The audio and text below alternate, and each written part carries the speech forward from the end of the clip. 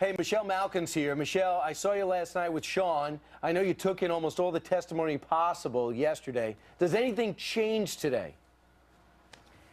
I hope so. I think that the sobriety with which those three whistleblowers testified should blunt a lot of what's coming. And I warned about it before the hearings, the smear campaign against these whistleblowers, because this is the Chicago way. And they were gearing up a lot of the Obama operatives and water carriers to rip these people to shreds.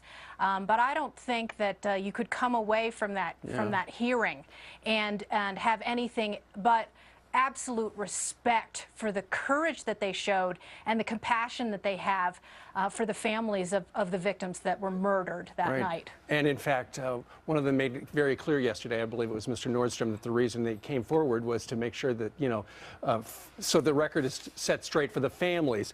Mr. Hicks, Greg Hicks, it's interesting, he knew, and the government circulated the word early on, that it was terrorists.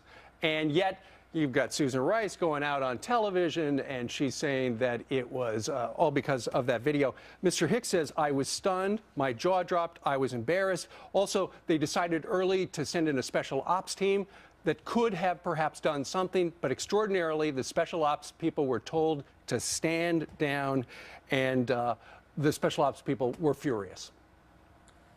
Yeah, this Jenga tower of lies that Hillary built, particularly in that January hearing, is all crumbling down. And if things don't change immediately exactly today, I think the takeaway from the hearing is that she's in trouble, and so are her damage control duet of Beth Jones and Cheryl Mills, who were name-checked repeatedly by the whistleblowers. And in particular, I think Greg Hicks' description of that harrowing night and those 7 hours in hell that all of the people at the consulate went through is going to blow right up in her face. And if you go back to that famous exchange between Senator Ron Johnson and Hillary Clinton at that January hearing, the reason why it's so famous, of course, is because what she said at the end, what difference does it make? But if you go through that whole 6 or 7 minute segment, you see just how many times she lied, because she never mentioned that she talked specifically to Greg Hicks that night. And as he said yesterday, he made it clear to her that this was an attack that had nothing to do with a YouTube video that was, as he said, quote, a non-event. Right. And now they may be actually calling Susan Rice and Hillary Clinton to testify if there are any additional hearings. But Michelle, how far up, I know you're talking about Hillary Clinton, who was Secretary of State. How far up do you think that the messaging came to her, or do you think it was solely her decision? Did it come from the administration as well in the White House? Well, in terms of the Department of State, she is responsible. And then the messaging, of course, was coordinated between the State Department and the White House. And ultimately, it is the man who refused to watch the hearings yesterday because, as his press secretary said, he doesn't bother to watch TV in the afternoon, couldn't deign to do that. And I think the question, politically is, will he get away with it? And of course, the fact is that these people lied through their teeth before the election, and they still got away with it. I think what we have to do is carry the message, particularly of Greg Hicks, describing in the most moving way how they were under attack.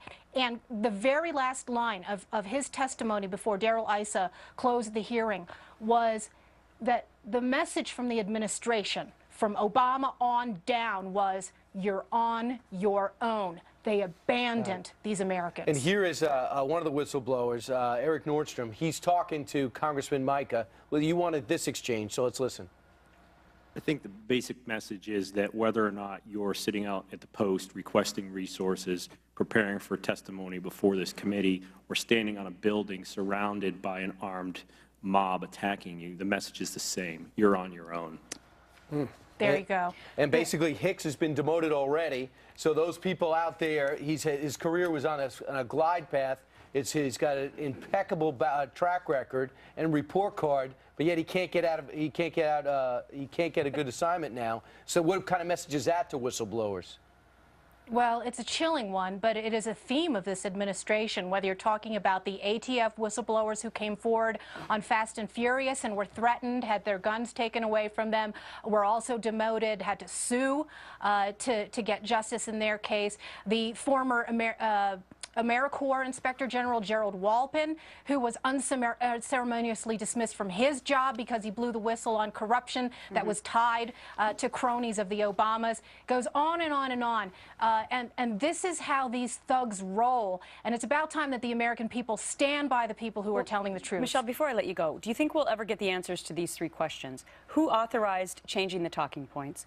Who told the military to stand down? And who told Susan Rice to say it was the videotape? Will we ever hear actual names? Well, you know, Darrell Issa closed that hearing yesterday by noting that although the hearing was closed, the investigation was, quote unquote, far from over. Okay. Good. We got a lot of questions. All right. She joins us once a week from the Springs of Colorado. Michelle, thank you very much. And we will have